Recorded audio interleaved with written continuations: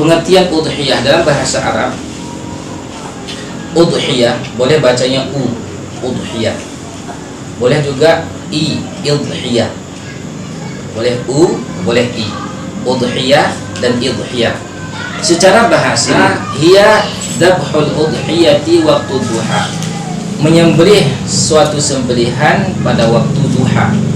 Itu makna secara bahasa. Itu kayak bagi kaijatina udhiyah. Jawab, ingin secara bahasa atau secara apa? Kalau secara bahasa artinya sembelihan di waktu duha.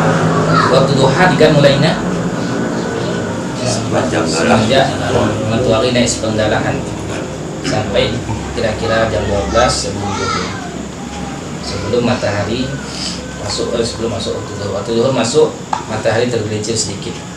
Sebelum masuk duhur itu waktu duha.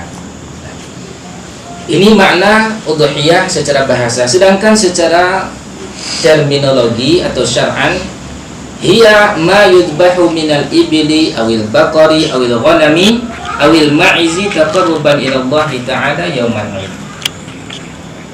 Yaitu sembelihan berupa unta, sapi, kambing dengan tujuan mendekatkan diri kepada Allah dan dilakukan pada hari Id. Itulah sembelihan. Oleh karenanya, kalau seorang menyembelih sapi untuk menyambut Muhammad Hatta, itu nggak dianggap sebagai hewan kurban. Apalagi disambut dengan samolen.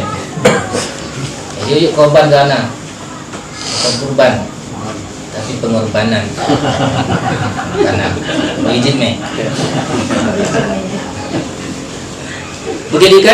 Begitu juga sesuatu yang disembelih bukan untuk tujuan mendekatkan diri kepada Allah, hanya karena menghargai tamu. Atau dia sembelih sapi karena hari megang, atau disembelih sapi karena pemanganan, itu tidak dianggap sebagai hewan kurban. Atau seseorang menyembelih salah satu sapi atau kambing atau unta dengan tujuan mendekatkan diri kepada Allah, tapi bukan pada hari raya, bukan pada hari raya Idul Adha, itu juga tidak dianggap sebagai kurban. Ini harus terpenuhi.